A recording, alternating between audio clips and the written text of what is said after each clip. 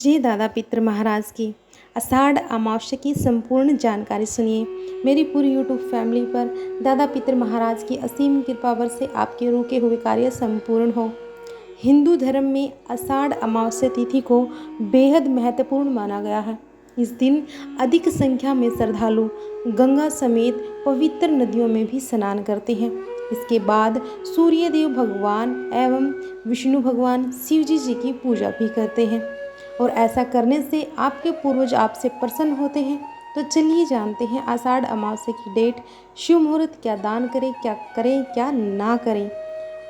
हर महीने अमावस्या का त्यौहार मनाया जाता है। इस दिन गंगा स्नान और दान करने का अधिक महत्व है। हिंदू नववर्ष के चौथे महीने में आषाढ़ अमावस्या मनाई जाती है।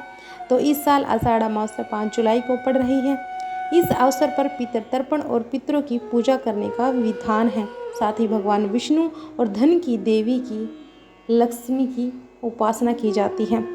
पंचांग के अनुसार आषाढ़ माह की कृष्ण पक्ष की अमावस्या तिथि 5 जुलाई को सुबह 4:57 पर शुरू होगी। वहीं इसका समापन अगले दिन यानी 6 जुलाई को 4:26 पर होगा। ऐसे में आषाढ़ अमावस्या का पर्व 5 जुलाई को मनाया जाए।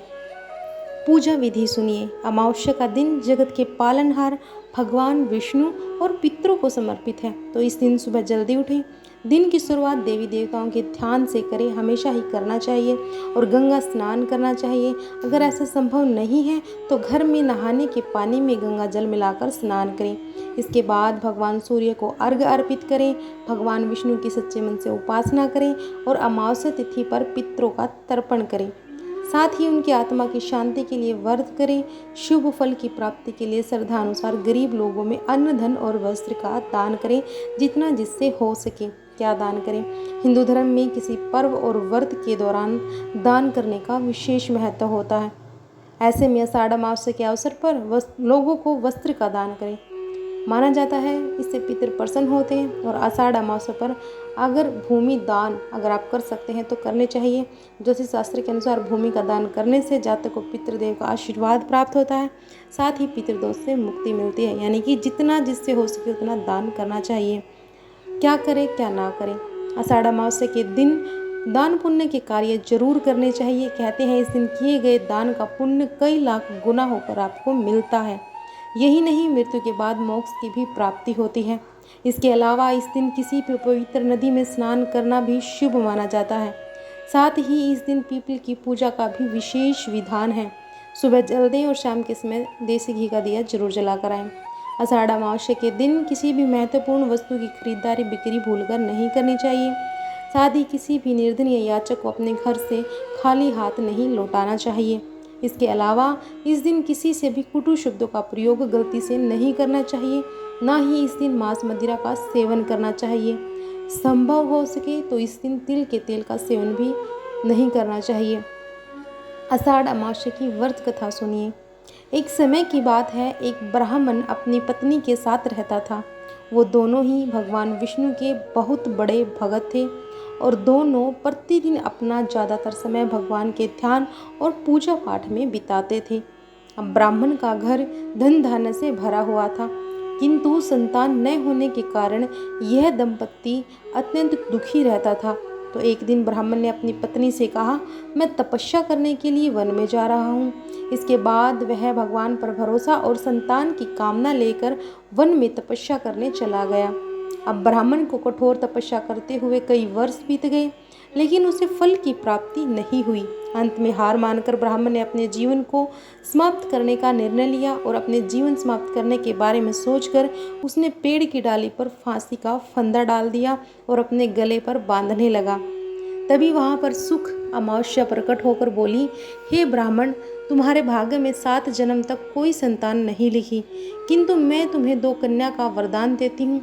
तुम अपनी एक कन्या का नाम अमावस्या रखना और दूसरी का नाम पूनम रख देना। तुम अपनी स्त्री से कहना कि वह 1 वर्ष तक शुक्ल अमावस्या का व्रत रखे और अमावस्या के दिन 1 कटोरी चावल भरकर उस पर दक्षिणा रखकर दान कर दे। अब सुख अमावस्या की बातें सुनकर ब्राह्मण का घर आया और ये पूरा वृत्तांत उसने अपनी पत्नी को सुनाया। अब सुख अमावस्या के आदेश अनुसार ब्राह्मणी ने व्रत रखना आरंभ कर दिया और कुछ दिनों बाद ब्राह्मण के घर में 2 कन्याओं ने जन्म लिया। जिसमें से एक कन्या का नाम अमावस्या और दूसरी का नाम पूनम रखा गया। जब ब्राह्मण की दोनों बेटियां बड़ी हुई तो ब्राह्मण ने उनका विवाह कर दिया। अब बड़ी बहन अमावस्या धार्मिक प्रवृत्ति की थी और वह काफ़ी समय भगवान की पूजा और धर्म कर्म में व्यतीत करती थी। इसके विपरीत भगवान पूनम को बिल्कुल भी नहीं मानती थी और बड़ी बहन अमावस्या के घर में सुख समृद्धि का भंडार था, पर छोटी बहन के घर में दरिद्रता छाई थी। जब बड़ी बहन अमावस्या को अपनी छोटी बहन पूनम के बारे में पता चला कि वो बहुत दुखी है, तब अमावस्या अपनी बहन के लिए ढेर सारा सामान लेकर उससे मिलने गई और छोटी बहन के घर पहुंचकर अमावस्या ने उसे 1 वर्ष तक सुख अमावस्या का व्रत करने की सलाह दी। साथ ही अमावस्या ने व्रत को विधि पूर्वक करने के बारे में पूनम को बताते हुए ये भी कहा कि तुम 1 वर्ष तक सुख अमावस्या का व्रत करना और एक कटोरे में चावल भरकर उसे दान कर देना। ऐसा करने से तुम्हारे सभी कष्ट दूर हो जाएंगे और घर में सुख समृद्धि आएगी। तो पूनम ने अपनी बहन की बात को मानते हुए बिल्कुल ऐसा ही किया। इसके बाद 1 साल के भीतर पूनम का घर धन धान्य से भर गया और उसके घर एक बेटे ने जन्म लिया। तो इस प्रकार जो भी विधि पूर्वक सुख अमावस्या का व्रत करता है उसके घर में सुख समृद्धि आती है। यानी कि हर अमावस्या आप व्रत करें और चावल का दान करें तो आपके घर में सुख समृद्धि अवश्य आएगी। कमेंट में दादा पितर महाराज की जय जरूर लिखें। वीडियो को लाइक शेयर और चैनल को सब्सक्राइब जरूर करें।